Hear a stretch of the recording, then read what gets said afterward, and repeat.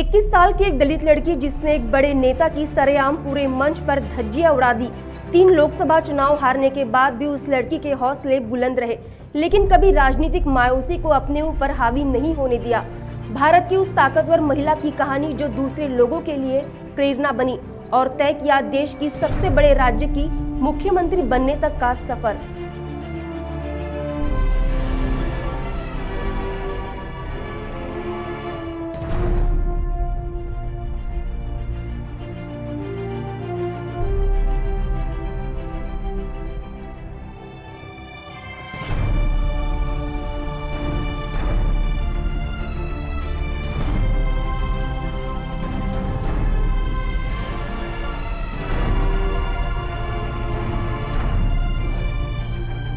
जी हां, आप समझ गए होंगे, हम बात कर रहे हैं बहुजन समाज पार्टी की सुप्रीमो मायावती की, जो अपने आप में एक सशक्त नारी कुशल राजनेता के तौर पर पहचान बना चुकी है।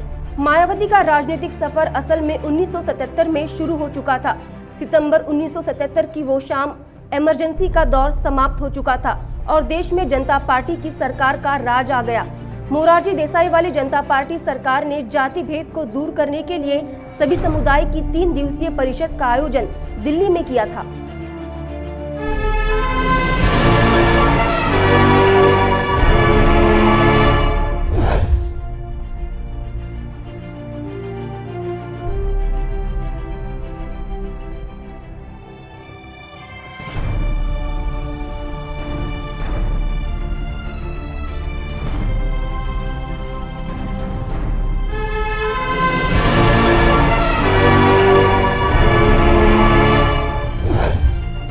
समय के राजनीतिक हीरो राजनारायण बोल कर रही थी, जिसके पीछे का कारण रायबरेली से इंदिरा गांधी को हराना माना जा रहा था। 1977 में हुए चुनाव में राजनारायण ने इंदिरा गांधी को 55,000 वोटों से लोकसभा चुनाव में हराया था, जो जनता पार्टी की सरकार में स्वास्थ्य मंत्री थे।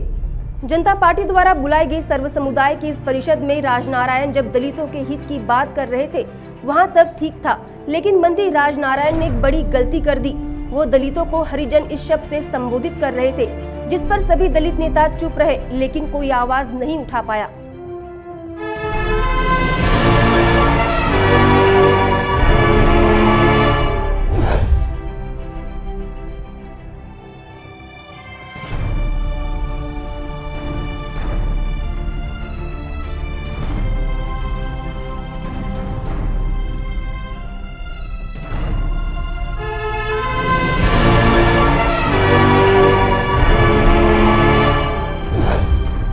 लेकिन मंत्री राजनारायण को जवाब देने का मायावती ने सोच लिया था और जब मंच पर मायावती पहुंची, तभी मायावती ने सीधा हमला मंत्री राजनारायण पर बोल दिया। मायावती ने लोगों से भरे हॉल में कहा कि समाजवादी नेता अपने आप को दलितों का मसीहा बता रहे हैं, लेकिन वो ये भूल गए हैं कि दलितों को हरिजन कहना भी दलितों का अपमान करने जैसा है। हमारे मसीहा बाबा साहब ने भी कभी हरिजन शब्द का प्रयोग नहीं किया, जो मंत्री राजनारायण ने किया है।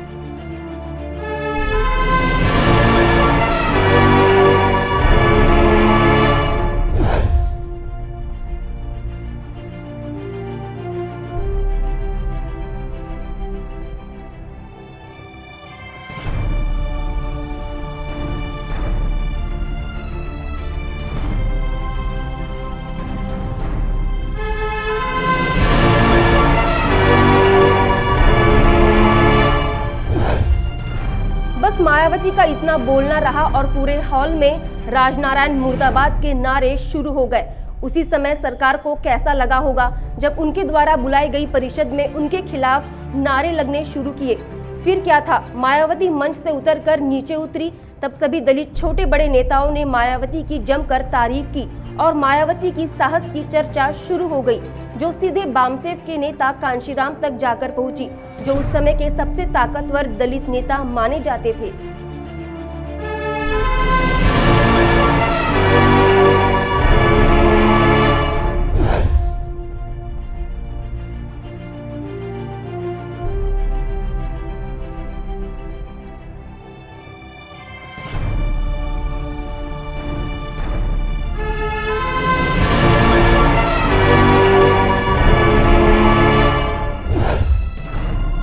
1977 में बामसेफ के नाम से दलितों का राष्ट्रीय संगठन अपने जड़े भारतीय राजनीति में जमा चुका था और उनके मुखिया कांशीराम भी मायावती के साहस से काफी प्रभावित हुए, जो शायद मायावती के लिए राजनीति में राह खोल गया था।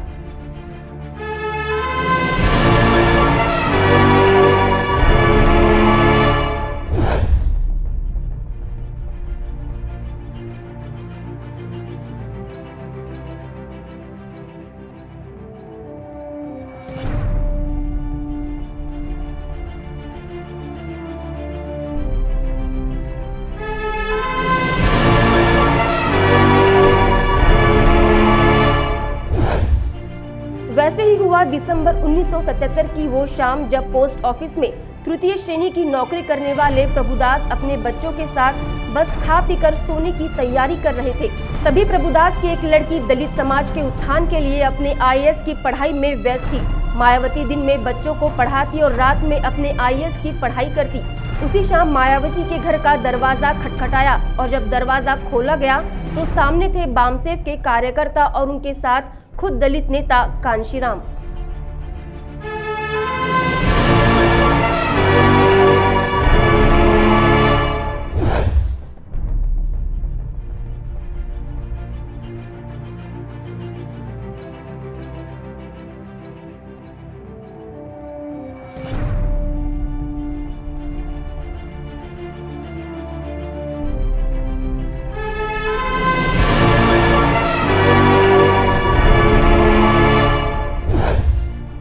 कांशीराम जैसे इतने बड़े नेता को देखकर प्रभुदास और उसका परिवार खुशी से फूला नहीं समाया। वो सीधे घर के भीतर आए और मायावती से पूछ बैठे, इतना पढ़ लिख कर क्या करोगी? तब मायावती ने जवाब दिया कि कलेक्टर बनकर समाज की सेवा करूंगी।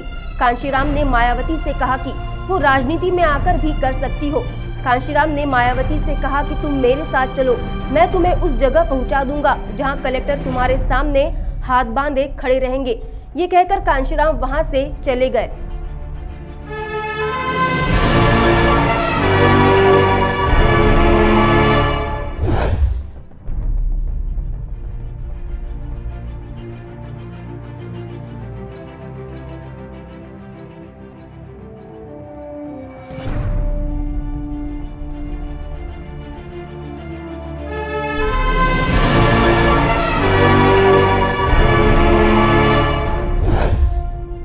दिन बीतते चले गए, लेकिन राजनीति में जाने का मन बना चुकी मायावती के पिता राजनीति के खिलाफ थे।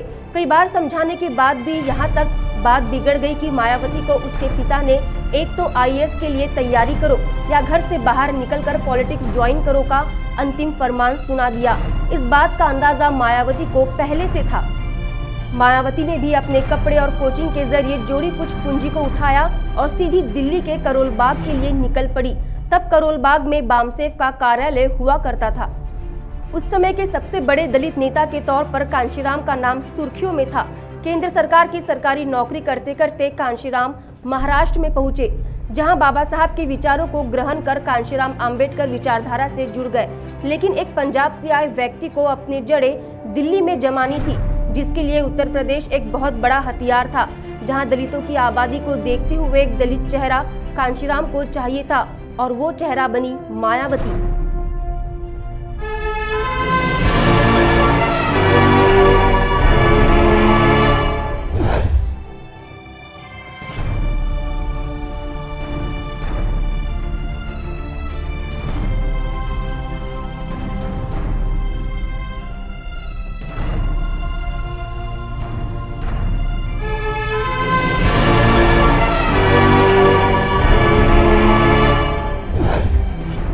जिसके बाद उदय हुआ बहुजन समाज पार्टी का। बसपा से मायावती ने 1984 में पहला लोकसभा चुनाव लड़ा और उसमें वो हार गई। मायावती इस चुनाव में तीसरे नंबर पर रही थी, जिनमें कुल 55,000 वोट मिले थे। वहीं 1985 और 1987 में बाई इलेक्शन में भी मायावती की हार हुई, लेकिन तीनों बार हारने के बाद मायावती ने उम्मीद नहीं हारी और 1989 में हुए लोकसभा चुनाव में मायावती यूपी के बिजनौर सीट से मायावती बीएसपी की पहली सांसद चुनी गई, जिसके बाद का इतिहास आपको पता ही होगा।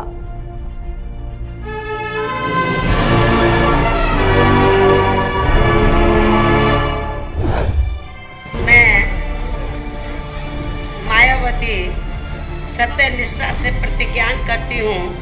कि मैं विधि द्वारा स्थापित भारत के संविधान के प्रति सच्ची श्रद्धा और निष्ठा रखूंगी। मैं उत्तर प्रदेश राज्य के मुख्यमंत्री के रूप में अपने कर्तव्यों का श्रद्धापूर्वक और शुद्ध अंतःकरण से निर्वहन करूंगी।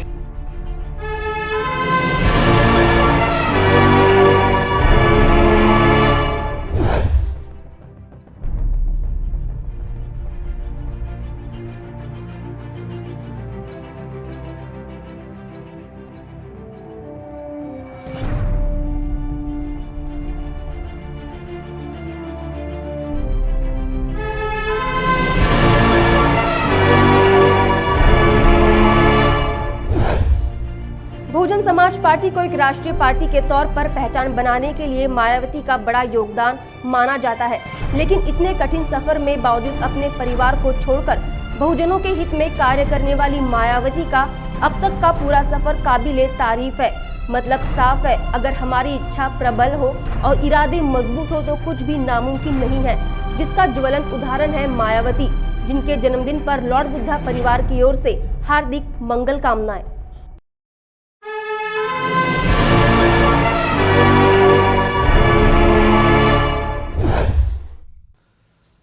सभी संत महापुरुषों को सर्वप्रथम मैं अभिवादन करता हूँ और 15 जनवरी बहन मायावती जी इनके जन्मदिन के अवसर पर पूरे महाराष्ट्र में नहीं तो पूरे देश में जन कल्याणकारी समारोह दिन करके काफ़ी हर्षोल्लास के साथ में मनाया जा रहा है और हर जिला स्तर पे मनाया जा रहा है। और उस दिन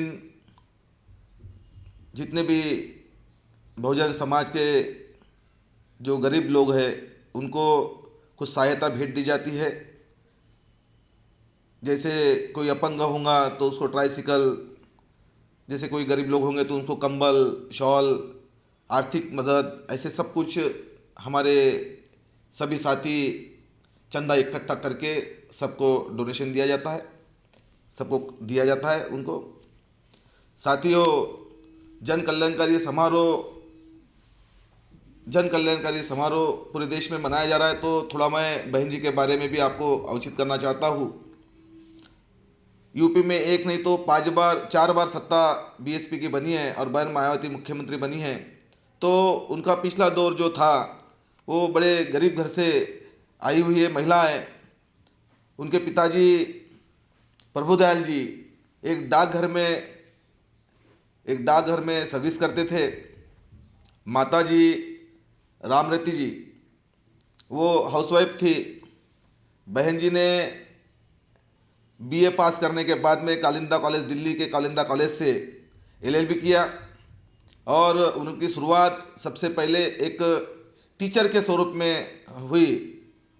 जब वो कांशीराम साहब के जब ध्यान में आया और कांशीराम साहब से उनकी मुलाकात हुई, तब वो उन्होंने राजनीति के अंदर में प्रवेश करके आज 4 बार यूपी के मुख्यमंत्री बनी और उसके बाद में आज 5वीं बार भी बहन जी की सरकार बनने जा रही है। ये पूरे देश की ओर से उनको हम सभी उनकी 5वीं बार सरकार बने, ऐसी हम सब की मनोकामना भी है। साथियों, बहुजन समाज पार्टी एक मूवमेंट है और बहन जी इसका नेतृत्व कर रही है। आज पूरे देश में जो विषमतावादी जो लोग हैं इस मूवमेंट को पूरा ख़त्म करना चाहते हैं, लेकिन बहन मायावती एक ऐसा नेतृत्व है बहुजन समाज पार्टी के लिए कि ये विषमतावादी लोग कितना भी ये मानवतावादी मूवमेंट ख़त्म करने के प्रयास करेंगे, लेकिन ये कभी हो नहीं सकता, क्योंकि हमारे पास में नेता बहन मायावती के समान हमारा नेता है, जो फुले शाहू आम्बेडकर और मान्यवर कांशीराम का कारवा जो बहन जी आगे लेके जाने का काम कर रही है साथियों। और पूरे देश के अंदर में आज बहुजन समाज पार्टी का काफ़ी अच्छा वातावरण भी है और पूरे देश के अंदर में आज बहुजन समाज पार्टी तीसरे नंबर की ताकत भी बनी हुई है। मैं विश्वास राउत, मैं महाराष्ट्र का प्रदेश सचिव हूँ और भंडारा, गोंदिया और नागपुर का प्रभारी भी हूँ। अभी हमने बहन जी के उपलक्ष्य के अंदर में बहन जी को एक तोहफा भी दिया कि गोंदिया जिला मेरे पास में था। गोंदिया जिले के अंदर में अभी तक कुछ नहीं था, लेकिन हमने अच्छा संगठन मजबूत करके आज वहाँ पे 5 पार्षद चुन के लाए। ये बहन जी के जन्मदिन के उपलक्ष्य में एक तोहफा भी हमने दिया है और वहाँ पे काफ़ी बड़े पैमाने पे गोंदिया और भंडारा जिले के अंदर में काफ़ी बड़े पैमाने पे जन कल्याणकारी समारोह दिन करके भी काफ़ी अच्छे तरीके से मनाया जा रहा है। तो साथियों, बहुजन समाज पार्टी को आप सभी लोग बड़े हर्ष उल्लास के साथ में बहुजन समाज पार्टी को बढ़ाने के लिए आप भी पूरी ताकत लगाओगे। ऐसे मैं बहुजन समाज के सभी वर्गों को, मैं SC ST OBC माइनॉरिटी सभी वर्गों के लोगों को मैं ऐसे बताना चाहता हूँ कि आप बहुजन समाज पार्टी के हितैषी बने। क्योंकि साथियों, जिस प्रकार से देश में जो मोड़ लेके जा रहा है, जो फुले शाह अम्बेडकर बाबा साहब ने जो कार्रवाई यहाँ पे, जो मूवमेंट यहाँ पे जो तैयार की थी, वो पूरी मूवमेंट ये मनुवादी व्यवस्था वाले लोग पूरी ख़त्म करना चाहते हैं। जो बाबा साहब के पहले यहाँ पे संविधान के पहले जो स्थिति यहाँ पे थी, संविधान के पहले जो स्थिति यहाँ पे थी, वो स्थिति फिर से यहाँ पे वो वर्ण व्यवस्था वाला भेद वो यहाँ पे लाना चाहते हैं। तो साथियों, इसको रोकने के लिए सिर्फ एकमेव नेता है, वो बहन मायावती, और एकमेव पार्टी है बहुजन समाज पार्टी। अगर यहाँ पे बहुजन समाज पार्टी अगर ये नेस्तनाबूद करने का प्रयास करते अगर है और गलती से अगर कुछ अगर हो जाता है साथियों, तो वो 1956 के पहले का दिन आने के लिए कभी समय नहीं रहेगा साथियों ना। तो साथियों, इसलिए अगर वो दिन अगर नहीं देखना है, तो आपको पूरे ताकत के साथ में बहुजन समाज पार्टी को बढ़ाने का काम करना पड़ेगा। यही अपेक्षा मैं आपसे करता हूँ। और साथियों, मैं अपने 2 शब्द पूरे करता हूँ। जय भीम, जय भारत।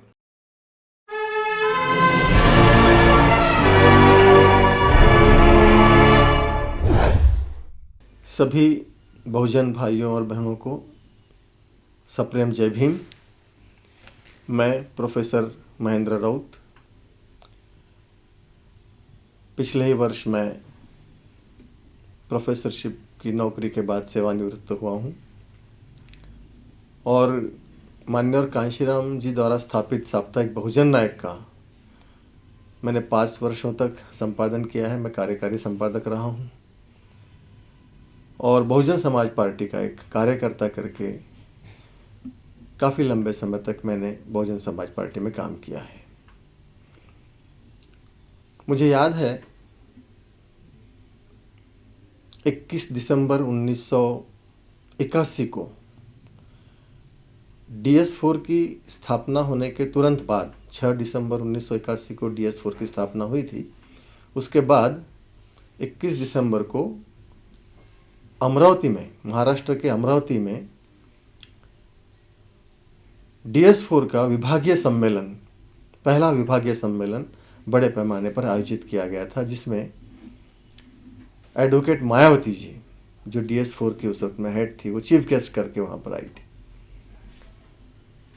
और उस कार्यक्रम का आयोजन अमरावती के DS4 के वामसेफ के सीनियर कार्यकर्ता बापू बेले, उन्होंने प्रमुखता से उस कार्यक्रम का आयोजन किया था और बहुत सारे तमाम साथी भी वहाँ पर थे। तो उस कार्यक्रम में पहली बार मुझे मायावती जी को सुनने का अवसर प्राप्त हुआ और उसी दिन से हम लोगों ने DS4 में प्रवेश किया और DS4 में काम करना चालू किया। मेरे काफ़ी सारे मित्र अमरावती के उस वक्त में थे। उसमें मेरे बड़े भाई समान भीमराव वैद्य, जो मेरे मार्गदर्शक भी उन दिनों हुआ करते थे, तो उन सभी के साथ में मैं फिर DS4 में काम करना शुरू किया। बहन जी से मेरा ताल्लुकात उस दिन से आया और उस दिन के बाद बहन जी के अंदर मैंने जो नेतृत्व का गुण देखा था, बहन जी का वक्तृत्व मैंने देखा था, बहन जी के अंदर एक संघर्ष करने वाली महिला को जो मैंने देखा था, जो माननीय कांशीराम जी ने उनको देखते हैं उसमें उनके गुणों को माननीय कांशीराम जी ने समझ लिया था और माननीय कांशीराम जी उनको प्रेरित किया था कि वे इस फील्ड में सामने आएँ और समाज को आगे नेतृत्व दें। वो सारे गुण, तमाम गुण उस दिन हमने कार्यकर्ता के रूप में, पहली प्रशंसक के रूप में मायावती जी के अंदर वो देखा था और उस दिन से हम उनका नेतृत्व हम लोगों ने कबूल कर लिया था।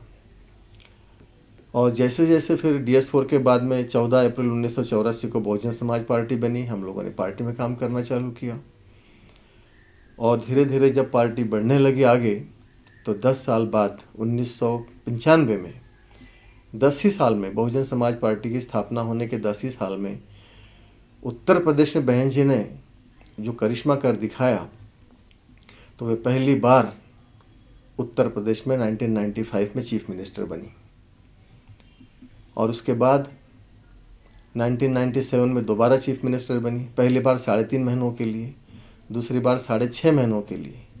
उसके बाद 2002 में वे करीब 15 महीनों के लिए मुख्यमंत्री बनी और फिर 2007 में वे 5 साल के लिए मुख्यमंत्री बनी। तो 4 बार बहन जी ने उत्तर प्रदेश में मुख्यमंत्री बनने का करिश्मा कर दिखाया। माननीय और कांशीराम जी की जो सोच थी, अल्पजनों को आपस में जोड़कर बहुजन बनाना और बहुजन बनकर इस देश का शासन और प्रशासन अपने हाथ में लेना, ये जो कांशीराम जी ने एक फार्मूला दिया था, अल्पजन से बहुजन बनो, बहुजन बनो, हुक्मरान बनो, मायावती जी ने, बहन जी ने अपने प्रयत्नों से, अपने संघर्ष से, अपने नेतृत्व कुशलता से यह करिश्मा कर दिखाया और देश की सबसे पहली दलित महिला, 4 बार मुख्यमंत्री बनने का जो मान उन्हें मिला वो अपने आप में अद्वितीय है। संसार भर के तमाम मीडिया ने इस बात को बहुत बड़े पैमाने पर प्रसारित किया, इसका बहुत बड़े पैमाने पर अभिनंदन किया गया कि भारत में ऐसा हो सकता है कि जो अत्यंत उपेक्षित समाज, दलित समाज, शोषित समाज, पीड़ित समाज, लाचार और गुलाम समाज, उसकी एक महिला, उस समाज में से आने वाली एक महिला उत्तर प्रदेश जैसे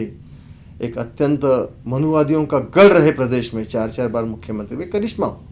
और सारे संसार ने इस बात को सराहा था। उन्हें लौह महिला, आयरन लेडी करके लोग जानने लगे थे और सारा बहुजन समाज उन्हें पहले से ही बहन जी कहता आया है, आदर के साथ, सम्मान के साथ, और आज भी बहन जी के रूप में उन्हें जानता पहचानता है। तो यह जो सफ़र माननीय कांशीराम जी साहब के निधन के बाद भी, उनके चले जाने के बाद भी बहुजन समाज की इस मूवमेंट को चलाना, बहुजन समाज पार्टी को चलाना, उसे एक संघ में बांध कर रखना, ये जो करिश्मा बहन जी ने करके दिखाया है, अपने आप में एक बहुत बड़ी मिसाल है। माननीय कांशीराम जी साहब के निधन के बाद भी उन्होंने हिम्मत और हौसला नहीं छोड़ा, संघर्ष करती रही।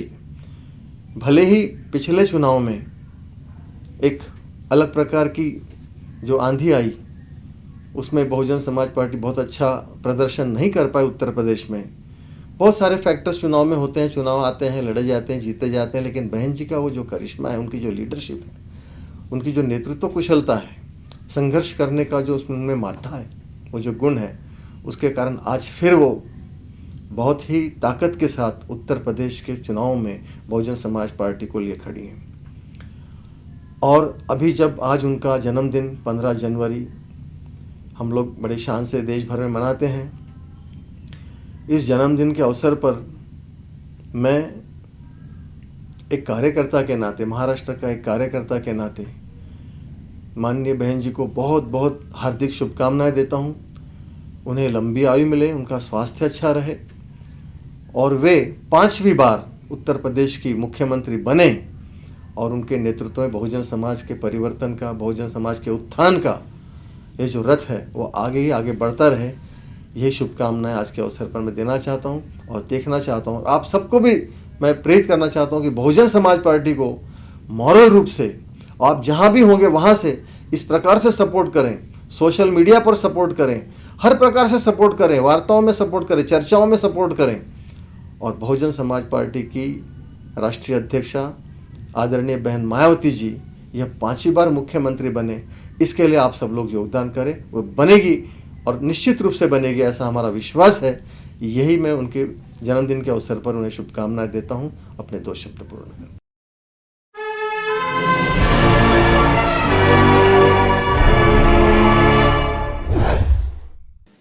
जय भीम। मैं रवि मेश्राम, नागपुर से,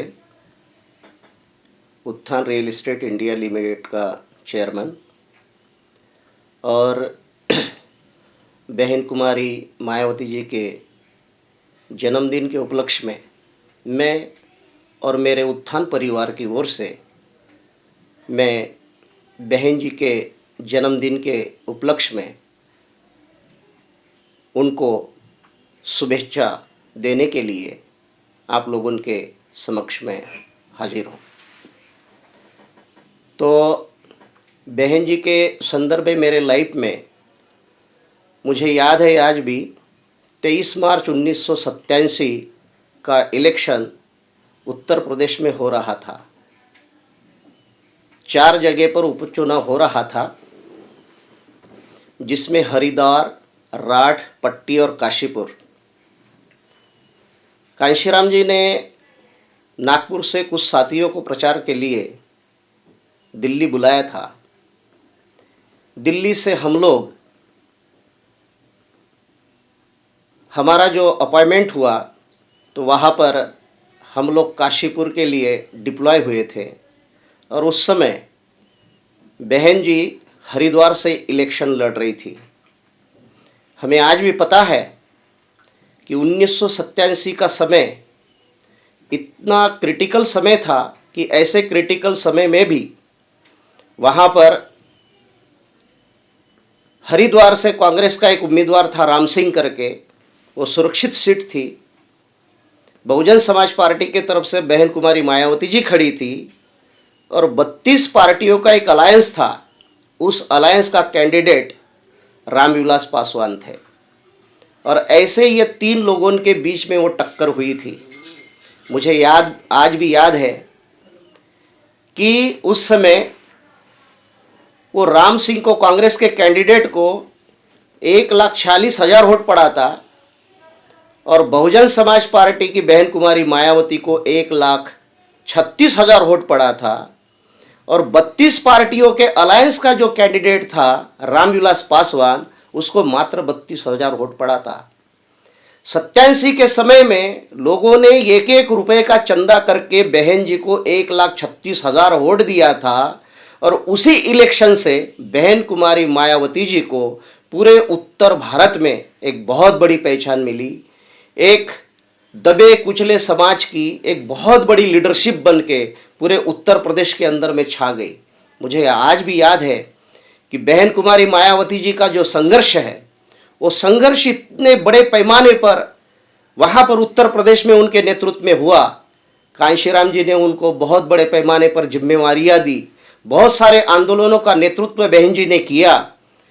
और मुझे आज भी याद है कि उनके नेतृत्व से इतने बड़े पैमाने पर उत्तर प्रदेश में वहाँ पर दलितों के अंदर, बहुजनों के अंदर, दूसरे और भी जैसे अल्पसंख्यक समुदाय के अंदर बहुत बड़ा एक परिवर्तन बहन जी के लीडरशिप से उस समाज के अंदर में देखने को मिलता है। तो आज के इस बहन जी के जन्मदिन के उपलक्ष्य पर मुझे यही बताना है कि बहन जी उत्तर प्रदेश की 4 मर्तबा मुख्यमंत्री रही और आज का ऐसा समय आ गया है कि भारत देश के अंदर में एक बहुत बड़ा युद्ध छिड़ा हुआ है। और आज हम लोगों के सामने एक सवाल है कि आज संविधान को बदलने की बात हो रही है, आज आरक्षण को खत्म करने की बात हो रही है, आज मुसलमानों की जान और माल की बचाने की एक बहुत बड़ी समस्या खड़ी हुई है। भारत देश के अंदर में एक बहुत बड़ा आज एक भारतीय जनता पार्टी के नाम से, नरेंद्र मोदी के नाम से, राष्ट्रीय सेवक संघ के नाम से एक बहुत बड़ा ऐसा ये लोग भारत देश के अंदर में एजेंडा लागू करना चाहते हैं कि आने वाले इलेक्शन में उनको उत्तर प्रदेश, पंजाब, उत्तराखंड, गोवा ये सारे इलेक्शन जीतना है। किस लिए जीतना है कि अगर ये बहुत बड़े पैमाने पर सारे स्टेट में इलेक्शन जीत जाते हैं तो आने वाले समय में राज्यसभा के अंदर में भारतीय जनता पार्टी का वहां पर बहुमत साबित होगा। और अगरचे वहां पर बहुमत साबित होता है तो हो सकता है कि संविधान को बदला जाए, हो सकता है कि आरक्षण के ऊपर में तलवार चलाई जाए, हो सकता है कि ओबीसीओ को जो 27% आरक्षण मिला है वो खत्म होने के कगार पे आ जाए। तो इसलिए आज संपूर्ण भारत देश के अंदर में बहुजनों की अगर कोई एक आवाज है तो बहन कुमारी मायावती जी हैं। हम देख रहे हैं कि बहन कुमारी मायावती जी ने अभी पिछले 2-3 महीने के पीरियड में हमने देखा है कि ऊना के अंदर में जो कांड हुआ, जिन दलितों को बेरहमी से पीटा गया, केवल एक अकेली बहुजनों की नेता बहन कुमारी मायावती जी वहां पर राज्यसभा के अंदर में उन्होंने उस डिबेट के अंदर में बहुत बड़ा प्रतिवाद किया। रोहित वेमुला केस के अंदर में बहन जी ने सबसे पहले सवाल खड़ा किया, तब कहीं जाकर ये रोहित वेमुला आंदोलन पूरे भारत देश के अंदर में फैल गया। और जब संविधान के ऊपर में खत्म करने की चर्चा हो रही है, आरक्षण खत्म करने की चर्चा हो रही है, तो सबसे पहले आज बहन जी का नाम सामने आता है। तो इसलिए मुझे ऐसा लगता है कि हम सभी दबे कुचले पीड़ित समाज के लोगों ने आज जरूरत की मांग है, समय की मांग है, हमारे ये बहुजन समाज के लिए जरूरत है कि आज बहन जी के जैसा एक नेता आज हम लोगों के बीच में है। इस नेता को हम किस तरीके से संभाले, किस तरीके से इस नेता को हम सपोर्ट करें, किस तरीके से हम सहयोग करें, इसके बारे में हमने आज सोचना चाहिए। मुझे पूरा विश्वास है कि आने वाले समय में फरवरी महीने में इलेक्शन हो रहा है उत्तर प्रदेश के अंदर में, और बहन जी के साथ में पूरा उत्तर प्रदेश खड़ा होता हुआ नजर आ रहा है। मैं पूरे होश और हवास के साथ में एक बात कहना चाहता हूं कि ये आने वाले पांचवी बार बहन कुमारी मायावती जी उत्तर प्रदेश की चीफ मिनिस्टर जरूर बन के रहेगी, क्योंकि उनको साथ देने वालों में आज पूरे तरीके से एक शेड्यूल कास्ट दलित समाज पूरा उनके पीछे खड़ा हुआ है, अल्पसंख्यक समाज उनके पीछे खड़ा हुआ है, ओबीसी समाज बड़े पैमाने पर उनके पीछे खड़ा हुआ है। तो मैं जरूर चाहूंगा कि हम बहुजन समाज पार्टी महाराष्ट्र की तरफ से, कार्यकर्ताओं की तरफ से, बहुजन समाज पार्टी की तरफ से हम बहन कुमारी मायावती जी के जन्म के उपलक्ष्य में उनको मैं बहुत बहुत हार्दिक उनका शुभकामनाएं देना चाहता हूं, और आने वाले दिनों में वो काफ़ी स्वास्थ्यपूर्ण रहे, उनको अच्छा आयु मिले। और मैं चाहता हूं कि आज भी हम लोग इधर महाराष्ट्र के अंदर में बहन जी के आदेश का अभी भी इंतज़ार कर रहे हैं। हम पिछले 12 साल से बहुजन समाज पार्टी के अंदर में रहकर भी हम लोग आज भी बहुजन समाज पार्टी के अंदर में जो भी यहाँ पर कुछ लीडरशिप है उसके बारे में हम कुछ नहीं कहना चाहेंगे ज़्यादा, लेकिन हम काम के इंतज़ार में अभी भी बैठे हुए हैं।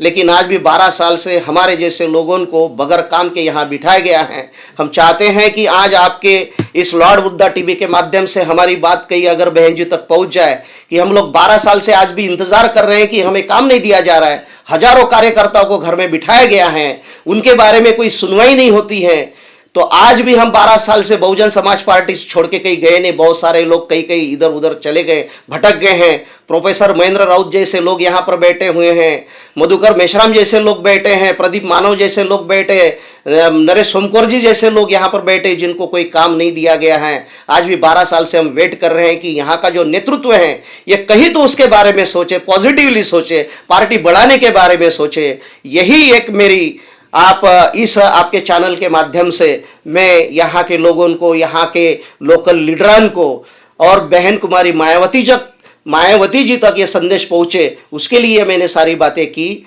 और मुझे ये लगता है कि इतना ही मैं यहाँ पर ये बातें मैं मेरी ख़त्म करना चाहता हूँ। धन्यवाद। जय भीम।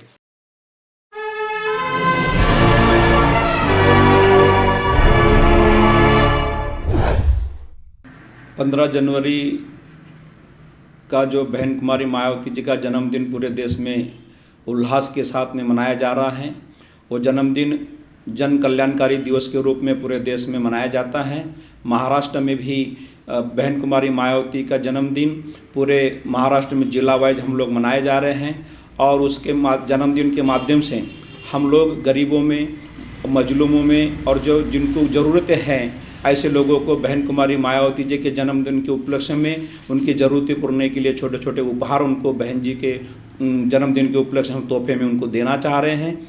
और साथियों, मैं बताना चाहूँगा कि बहन कुमारी मायावती जी का जन्म 15 जनवरी 1956 को हुआ, और उन्होंने प्राथमिक शिक्षा ली और उन्होंने दिल्ली में उनका जन्म होने के बाद में उन्होंने बीए की शिक्षा हासिल की। उसके बाद में बहन जी ने जो है बीएड की डिग्री हासिल की। उसके बाद में बहन कुमारी मायावती जी ने एलएलबी की, और उसके बाद में साहब कामशीराम जी की उनकी मुलाकात हुई, और बहन कुमारी मायावती जी और साहब कामशीराम जी ने मिलकर बहुजन समाज पार्टी को आगे बढ़ाने का काम किया। और बहन कुमारी मायावती जी ने साहब कामशीराम जी के साथ में रहकर पूरे देश में मूवमेंट फुले शाहू बाबा साहब के मूवमेंट को आगे बढ़ाने का काम किया। साहब कामशीराम जी के जीते जी बहन कुमारी मायावती जी इस देश के उत्तर प्रदेश में 3 मरतबा मुख्यमंत्री बनी, और प्रशासन कैसा चलाया जा सकता है ये पूरे देशवासियों को बहन कुमारी मायावती जी ने सिद्ध करके दिखाया।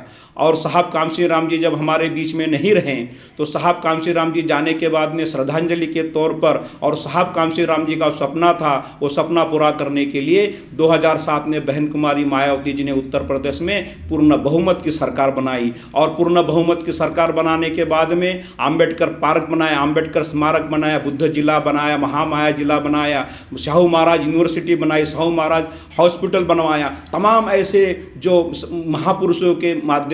महापुरुषों का नाम जो पूरे देश में जिन्होंने परिवर्तन की मूवमेंट चलाई है, ऐसे लोगों को सम्मान करने का काम बहन कुमारी मायावती जी ने किया। जो महाराष्ट्र के जो महापुरुष है फुले शाहू बाबा साहब, जो जिनकी कर्मभूमि है, जो महाराष्ट्र में उनको सम्मान नहीं मिला, वो बहन कुमारी मायावती जी ने उत्तर प्रदेश में देने का काम किया, उनके विचारों की सरकार चलाने का काम किया। और साथ ही साथ बताना चाहूँगा साथियों कि बहन कुमारी मायावती जी पर कुछ लोग आरोप लगाते कि वो बुद्धिस्ट नहीं है, लेकिन मैं बताना चाहूँगा कि बहन कुमारी मायावती जी ने जब साहब कामसी राम जी का देहांत हुआ उन्होंने उनकी अंतिम विधि जो है बुद्ध पद्धति से की। 5 भंते को बुलाया, 53 पंचशील हुआ और सारे बुद्ध रीति रिवाज से साहब कामसी राम जी का अंत संस्कार करने का काम किया। और उसके बाद में साथियों साहब कामसी राम जी के देहांत के तीसरे दिन में ही इंदौरा मैदान में बहन कुमारी मायावती जी ने बहुत बड़ी एक विशाल जाहिर सभा रखा था और उसमें भी बहन कुमारी मायावती जी ने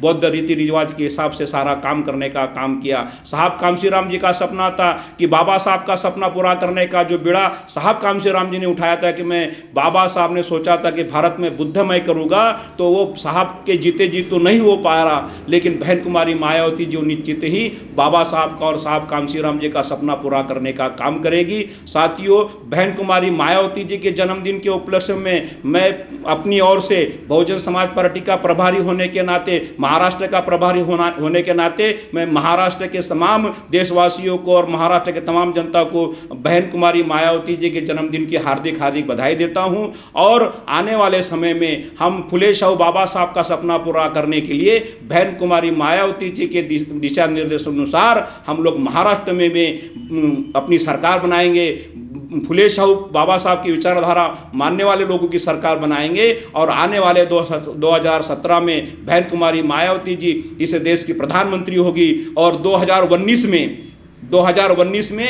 बहन कुमारी मायावती जी इस देश की प्रधानमंत्री होगी और 2019 में ही उत्तर महाराष्ट्र में जो चुनाव होने जा रहे हैं विधानसभा के, वहां पर भी महाराष्ट्र में भी बहुजन समाज पार्टी की सरकार होगी और वो फुले शाहू बाबा साहब के विचारों को मानने वाले लोगों की सरकार होगी। इसलिए तमाम साथियों से मैं निवेदन करना चाहूँगा कि अपना आने वाले समय में हम लोग बहन जी का साथ दें, बहन जी के हाथ मजबूत करें। फिर से एक बार बहन जी के जन्मदिन पर हार्दिक हार्दिक बधाई, शुभकामनाएं, धन्यवाद, जय भीम।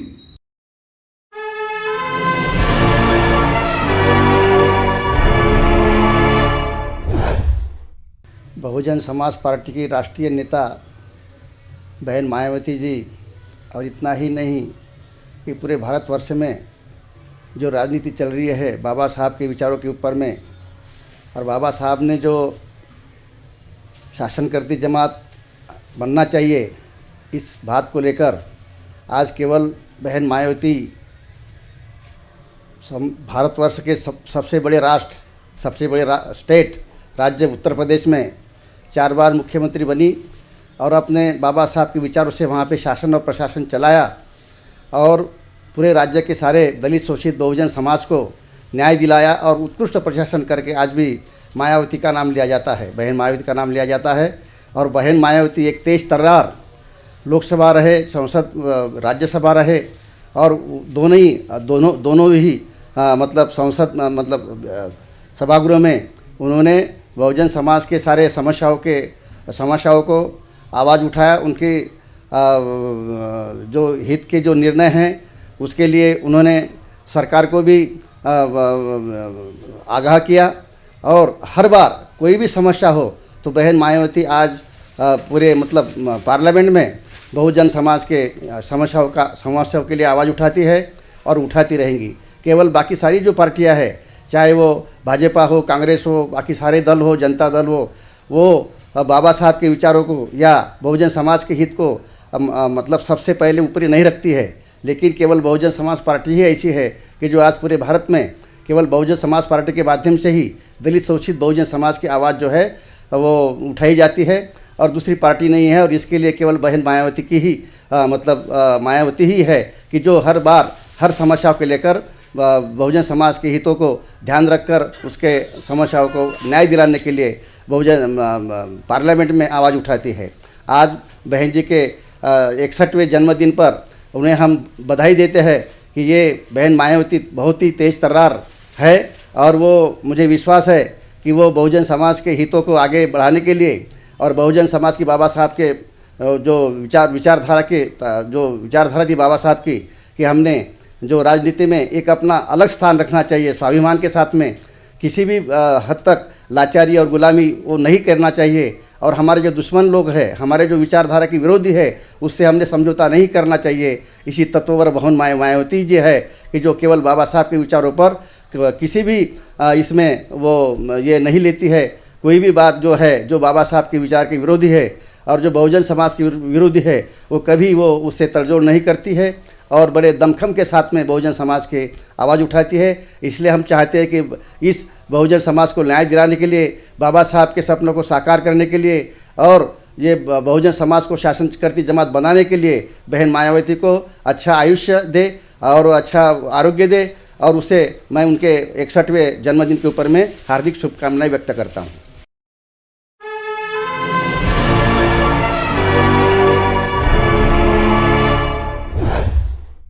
बहुजन समाज में जन्मे सभी संत गुरु और महापुरुषों के में से खास तौर पे सामाजिक क्रांति के पितामह महात्मा ज्योतिबा फुले, इन्होंने इस देश के विषमतावादी व्यवस्था से संघर्ष करके ये संघर्ष की कहानी उन्होंने 1848 से लेकर तो 1891 तक आगे बढ़ाई और इन्हीं के पदचिन्हों पे चलकर उनकी जीवन संगिनी क्रांति ज्योति माँ सावित्री आई। इन्होंने सत्यशोधक समाज की निर्मित करके ऐसे कोल्हापुर रियासत के राजे छत्रपति शाहूजी महाराज, इन्होंने सन 1891 से लेकर तो 1922 तक ये आरक्षण के माध्यम से इस कहानी को आगे बढ़ाया और वैसे ही 1922 से लेकर तो 1956 तक इस देश के भारतीय घटना के शिल्पकार परम पूजनीय विश्व रत्न बाबा साहब अम्बेडकर, इन्होंने 56 तक आगे बढ़ाई। ऐसा ये संत गुरु महापुरुषों में खास तौर पे 108 साल का अटूट संघर्ष रहा है। ये अटूट संघर्ष परम पूजनीय बाबा साहब अम्बेडकर के हयात में दिखाई पड़ता है और इसलिए बाबा साहब अम्बेडकर ने एक ही बात बोली हमारे समाज को कि भाई राजकीय सत्ता ही सर्वसमक्षा सोडवण्याची गुरु किल्ली आहे और इसलिए बाबा साहब अम्बेडकर ने 56 को जब उनका देहांत हुआ, जब वो चल बसे, उनका महापरिनिर्वाण हुआ और 56 के पहले बाबा साहब अम्बेडकर ने हमारे सारे अनुयायी को लोगों को कहा था कि भाई मैंने ये जो संघर्ष है, मैंने बहुत दुख तकलीफ और यातना और अपमान सहन के यहाँ तक इस रथ को लाया है। हो सके कोशिश करो कि इस रथ को आगे बढ़ाने की, ना बल्कि पीछे लेके जाने की। लेकिन हमारे अनुयायी अगर चाहते थे 56 के बाद तो न जाने ये रथ आज कहाँ से कहाँ नजर आता। लेकिन धन्य हो मान्यवर कांशीराम जी का, जिन्होंने ये बात को समझा, भली भांति जाना और जानकर जब महाराष्ट्र की धरती पे आए तो उन्होंने सारे पढ़े लिखे लोगों को इकट्ठा किया और बामसेप के माध्यम से इस कहानियों को आगे बढ़ाया। सन 6 दिसंबर 1978 को इसको आगे बढ़ाया। 6 दिसंबर 1981 को DS4 के माध्यम से आगे बढ़ाया और फिर उसको 14 अप्रैल 1984 को राजनीतिक प्लेटफॉर्म देकर बहुजन समाज पार्टी की निर्मित की। इस तरह ये संघर्ष की कहानी आगे बढ़ते बढ़ते सही मायने में आज अगर दिखाई देता है, द आयरन लेडी बहन कुमारी मायावती जी इस देश की बहुजन समाज पार्टी की राज्याध्यक्षा है और 3 नहीं तो 4 दफ़ा वो उत्तर प्रदेश में सरकार बना चुकी है। ऐसी द आयरन लेडी बहन कुमारी मायावती जी का आज जन्मदिन है और वो जन्मदिन किस मायने में जन्मदिन मनाते हैं तो जन कल्याणकारी, कि जन सामान्य का कल्याण हो, ऐसी कल्याणकारी योजना अगर मैं बनाऊं तो सही मायने में मेरे समाज का हित कर सकूं। तो इसलिए बहन कुमारी मायावती जी सन 1977 में इस बहुजन समाज पार्टी के मूवमेंट में जब आई, तब शुरुआती के दौर में जब उनको भी संघर्ष काफ़ी करना पड़ा। तो ये सब बातें इसलिए मैं कह रहा हूँ साथियों, क्योंकि ये संघर्ष की कहानी है कि फुले शाह अम्बेडकर ने अपने हयात में बहुत अटूट संघर्ष किया, और आज भी द आयरन लेडी बहन कुमारी मायावती जी आज अटूट संघर्ष कर रही है। ये त्याग और समर्पण की भावना है। हम लोग आज उनको इसलिए मानते हैं क्योंकि वो अकेली आयरन लेडी इसलिए कहते हैं कि वो अपने आप में अपना सारा सर्वस्व अर्पण इस समाज के लिए उन्होंने दिया है। और आए दिन अगर बात बहुजन समाज पार्टी के अलावा बीजेपी की करते या कांग्रेस की करते या अन्य दल की करते हैं, तो ये सारी पार्टियां एकमात्र एक विषमतावादी व्यवस्था को लगा के चलने वाली पार्टियां है, क्योंकि ये सारी पार्टियां एक तरफा स्टेटस को मेंटेन करने वाली पार्टी है, और बहुजन समाज पार्टी एकमात्र ऐसी पार्टी है जो इसको बदलाव करना चाहती है। Changes, word is change.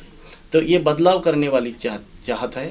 इसलिए बहन कुमारी मायावती जी अपने हयात में जब मान्यवर कांशीराम जी को अपना गुरु माना, और मान्यवर कांशीराम जी ने अपने हयात में 22 साल के होते हुए उनको तैयार किया और इतना सक्षम किया कि उनको सारी की सारी जवाबदारी उनके कंधों पे डाली।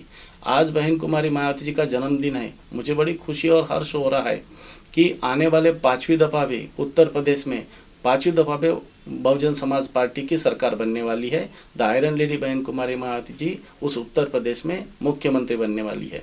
चाहे कितनी भी लाख कोशिश करे, आज आए दिन भारतीय जनता पार्टी अगर देखे जाए तो इस पार्टी को रोकने के लिए आप देखते होंगे कि पिछले आज 2017 है, 2016 के शुरुआत में ही बहुजन समाज पार्टी का ग्राफ फर्स्ट नंबर पे बताया जा रहा था, और हमें आगित हो गया था कि आने वाले समय में ज़रूर ये सेकंड और थर्ड पे दिखाएंगे। आज वही बात हो रही है साथियों। दूसरी बात यह है कि ये भारतीय जनता पार्टी किसमिस के बीच में रोड़े डालने की कोशिश कर रही है बहन जी के सामने। पहले दफ़ा दयाशंकर तिवारी को सामने लाया, उसको भड़काने के बाद वो टेम्परेचर चलाया। उसके बाद ये अभी 8 नवंबर को उन्होंने नोटबंदी का काम किया। नोटबंदी के बाद अब 104 करोड़ है करके पार्टी फंड वो दिखाया। यानी आए दिन कुछ न कुछ उसको रोकने का काम, रोड़ा बनाने का काम कर रहा है। लेकिन चाहे कुछ भी हो, क्योंकि उनके पास कोई चारा ही नहीं है। बहुजन समाज पार्टी को उत्तर प्रदेश को रोकने का नाम ही नहीं है, क्योंकि आए दिन अगर समाजवादी पार्टी की बात देखो तो समाजवादी पार्टी के घरानेशाही में ऑलरेडी अपने आपस में उनका मनमुटाव चल रहा है। वो कभी उम्र पे नहीं आने वाला है, क्योंकि 5 साल तक इन्होंने काम कुछ भी नहीं किया। 4.5 मुख्यमंत्री रहा करते थे, वो 4-4.5 मुख्यमंत्री अपने हिसाब से काम करती थी। तो इसलिए जनता जान चुकी है कि अब की दफ़ा बहन कुमारी मायावती जी इस प्रदेश की मुखिया बने, ये आस लेकर वहाँ की समाज तैयार हो गया है। और चाहत हो रही है बीजेपी की कि हम यहाँ पर ताकत लगाएं, लेकिन वो होने वाला नहीं है, क्योंकि बहन कुमारी मायावती जी एकमात्र ही देश में दलितों की मसीहा करके उभरी है।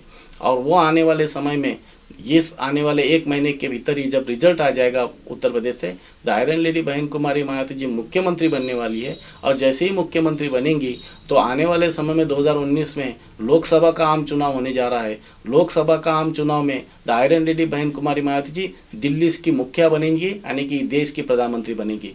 मेरी शुभकामना है, और हार्दिक शुभकामना के साथ में मेरी मंगल कामनाएं करता हूँ कि आने वाले समय में सारे दिन बहुजन समाज को अच्छा आए और अच्छे आएंगे। और आयरन लेडी बहन कुमारी मायावती जी की चाहत है वो बहुजन समाज का पूरा कल्याण होगी। इसी चाहत के साथ मैं फिर से एक बार मंगल कामनाएं देता हूँ।